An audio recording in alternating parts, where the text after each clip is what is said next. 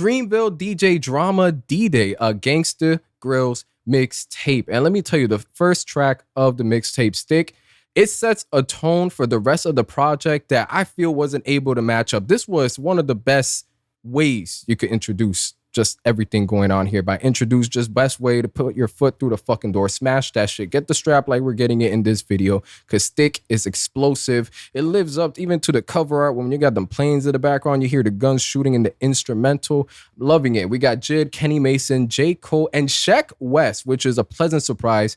Last time there was a feature with Dreamville that sort of had me like I wasn't expecting that, or Smoke Perp on Costa Rica. Now, Stick coming in at 5 minutes and 10 seconds, not the 2 minutes and 30 seconds we're used to, not the 3 minutes, and not even the 4 that rarely happens, but 5 minutes, 10 seconds. I don't want to get redundant with this, of course. And production credits to A-Rap Music, Beat Butcher, and Crystal. Now, let me tell you, the tension, aggression, and the buildup we have in the beginning when we have Kenny Mason, Sheck West, and J.I.D all just yelling out stick, so on and so forth, repeating it. Man, that should really make you want to go grab your strap, stick, whatever the fucking case is. If you want to go with the comparison J. Cole has, we're going through the woods with your stick, so on and so forth. Also keeping it, keeping your strap on you. Man, I don't even want to get too ahead of myself.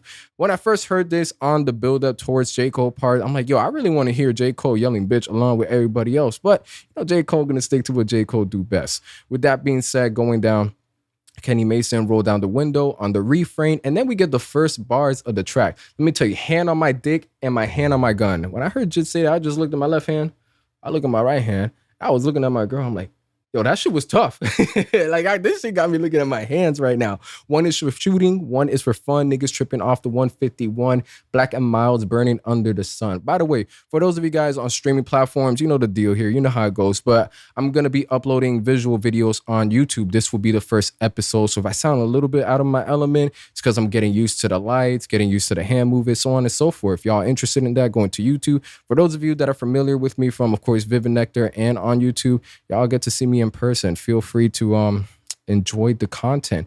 With that being said, I usually, when it comes to these verses, I don't break down every single verse unless I feel it's just like I have to. But going on to there, Kenny Mason just gets the baton from Jay, continues to have the momentum and energy. I say it's up, that means it's stuck. Run out of bullets, you run out of luck, and yeah, that's terrible. You don't want to run out of bullets, you're definitely running out of luck. And the ad-libs in the background, I got a new stick adding onto this.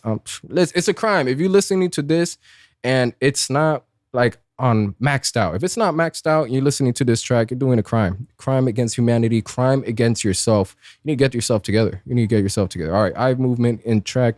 Yeah, I told you it's gonna be a bit weird, out of my element. And going down from there, J.I.D and Kenny Mason just at different parts throughout the third verse. And I love the use of personification, especially whenever we've heard multiple ways, like all kinds of names for guns, ways they're being used. When we hear bullets, sneezings, we got allergies, we got alibis, we got calibers, categorized, FN, bitch, capitalized, better, recognized. Holy shit, that is a nice, crafty rhyme scheme. I'm loving the rhyming. And I'm not even going to say this is simplistic. Just the idea of a bullet sneezing while it's already in air. I don't know, just put like a face on the bullet. It's sneezing. So right before you get shot, you also get sneezed on. That's twice the disrespect. Loving the savagery, loving the intensity. And listen, the highlight, I love Cole. I love Kenny Mason. I love J.I.D. But I don't know. I was about to say holy shit. Sheck West really showed out. And this is a track that I feel embodies Sheck West the most. If you hear that bitch ad lib, there's nobody else but Sheck West I want to hear it from. Dance on the Pussy, I Salsa. Hey, listen, every now and then there's got to be that track just stands out, saves the song. Not even saves the song, but just right there, verse of the track. I'm going to give it to this right here. Dance on the Pussy, I Salsa. Simple, clean, and shit, this man's doing the salsa on the pussy. Come on, man. His pregame, this is what he does to pregame. Shit, he's on a whole, he's not from Earth, just like he says on the next bars. I'm not from Earth. Sheck was pulled up in a saucer. Ditch out of this world. I heard you fell in love with that bitch. Sheck West fell in love with the chopper. Now, I'm a One Piece fan. Clearly, he's not talking about Chopper. But the fact that I thought of One Piece while this song was going on, it's classic. It's a classic up to this point. But Sheck West, I'm a motherfucking monster. I came out the water like a Loch Ness. My niggas on the block with no options. They smoking niggas like hot grabba. I bought a new stick, came out with a new bitch. Just wrap it up. Wrap it up. The song could have ended with Sheck West verse, and it still would have been best track on the album. But of course, we got J. Cole coming out. J. Cole, and in anticipation of J. Cole, a couple things in my head. I believe I said this in the beginning. Is J. Cole gonna be yelling with the same intensity as everybody else? Are we gonna hear some real ignorant shit? You know, J. Cole, he's gonna rap his ass off, but is he gonna be feeling inspired, influenced by everybody else, especially with the performance Sheck West was just giving off? Let me tell you, I lived up to it. J. Cole definitely did his thing.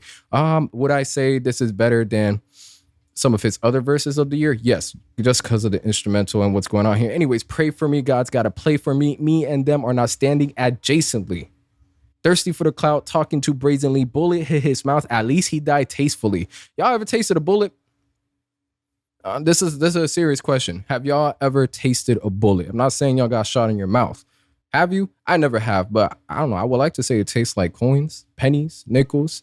If that's the case, that shit was, god damn, that's a fucking bar right there. Disrespectful. And yeah, not full of taste, not full of flavor. No, we're not having that here. Good Lord has never forsaken me. In God I trust, so I get money faithfully.